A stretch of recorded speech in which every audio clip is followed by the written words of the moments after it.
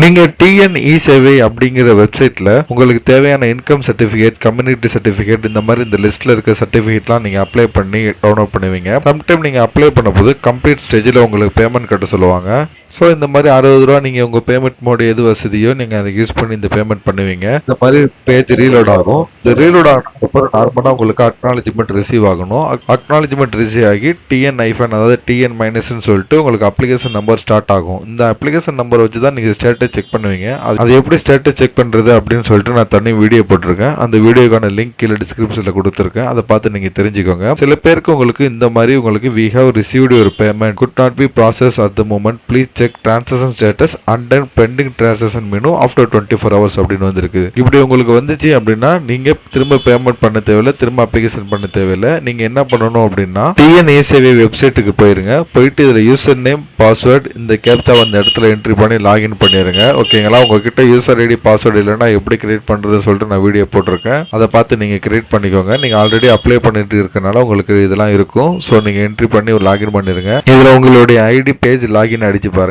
இதுல left side பாத்தீங்கன்னா bending transaction அப்படின்னு இந்த இடத்துல இருக்குல்ல, இதை கிளிக் பண்ணி ஓபன் பண்ணுங்க. இதுல பாருங்க நான் பண்ண டிரான்சாக்ஷன் பெண்டிங்ல இதுல இருக்குது. சோ என்ன பண்ணணும் அப்படின்னா இந்த செலக்ட் அப்படிங்கறத நான் கிளிக் பண்றேன். கிளிக் பண்ணது பாருங்க எனக்கு திரும்ப அதே எரர் அப்படியே காட்டுது. உங்களுடைய பேமெண்ட் சக்சஸ் ஆயிருச்சு, எங்களுக்கு உங்க பேமெண்ட் ரிசீவ் ஆயிடுச்சு. ஆனா எங்கனால உங்க அப்ளிகேஷன் இந்த மூமெண்ட்ல ப்ராசஸ் பண்ண முடியல. சோ 24 ஹவர்ஸ்க்கு அப்புறம் திரும்ப இதுல செக் பண்ணி பாருங்க அப்படின்னு போட்டிருக்காங்க. நான் 24 ஹவர்ஸ்க்கு அப்புறம் செக் பண்ணேன். So again 24 hours total 48 hours check பண்ணிட்டேன். எனக்கு இதுல போய் செக் பண்ண இதே மாதிரி தான் வந்துட்டு இருந்துச்சு. எனக்கான அப்ளிகேஷன் நம்பர் ரிசீவ் ஆகல. அப்ளிகேஷன் நம்பர் இருந்தா தான் நம்மளால ஸ்டேட்டஸ் செக் பண்ண முடியும். சோ நான் என்ன பண்ணேன் அப்படின்னா இ-சேவை யூசர் ஐடி பாஸ்வேர்டு என்ட்ரி பண்ற பேஜுக்கு நீங்க போயிருங்க. இதுல இந்த இடத்துல பாருங்க கான்டாக்ட் அஸ் அப்படின்னு இருக்குல்ல, இதை நீங்க கிளிக் பண்ணிக்கோங்க. இதுல நீங்க கீழே வந்தீங்க அப்படின்னா ரைட் சைடு கீழே இந்த இடத்துல ஹெல்ப் டிஸ்க் அப்படின்னு சொல்லிட்டு உங்களுக்கு டோல் ஃப்ரீ நம்பர் கொடுத்திருக்காங்கல்ல 1800425600 அப்படின்னு இருக்கு பாருங்க.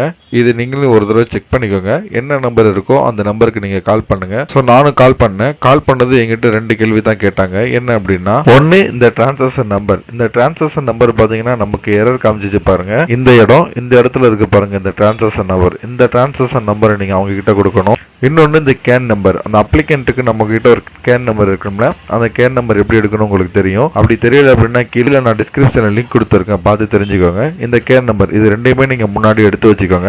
எடுத்து வச்சுக்கிட்டு நீங்க அவங்க கேட்கும் போது 2 டீட்டெயிலும் கொடுங்க. இது 2 டீட்டெயில் நீங்க கொடுத்தீங்க அப்படின்னா இந்த மாதிரி டிஎன் ஐஃபன் அப்படின்னு ஸ்டார்ட் பண்ற அப்ளிகேஷன் நம்பர் உங்ககிட்ட தந்துருவாங்க. ஓகேங்களா? இந்த டிஎன் ஐஃபன் அப்படிங்கிற அப்ளிகேஷன் நம்பர் உங்ககிட்ட தந்துட்டாங்க அப்படின்னா எப்படி ஸ்டேட்டஸ் செக் பண்றது அப்படின்னு உங்களுக்கு தெரியும். அப்படி தெரியல அப்படின்னா எப்படி ஸ்டேட்டஸ் செக் பண்றது அப்படின்னு சொல்லிட்டு உங்களுக்கு நான் வீடியோ போட்டிருக்கேன். டிஸ்கிரிப்ஷன்ல லிங்க் கொடுத்துருங்க, பார்த்து தெரிஞ்சுக்கோங்க. உங்களுக்கு அவங்கள ரீச் பண்ண முடியல, அவங்க கிட்ட ரெஸ்பான்ஸ் இல்ல ஏதோ ஒன்று உங்ககிட்ட மிஸ் ஆயிருச்சு அப்படின்னா நான் சொல்ற இன்னொரு ட்ரிக்கை நீங்க ட்ரை பண்ணி பாருங்க. டிஎன்இ-சேவை வெப்சைட்டுக்கு போயிட்டு உங்களுடைய யூசர் நேம், பாஸ்வேர்ட், கேப்சாவை என்ட்ரி பண்ணி லாகின் அப்படிங்கறத கொடுத்துருங்க.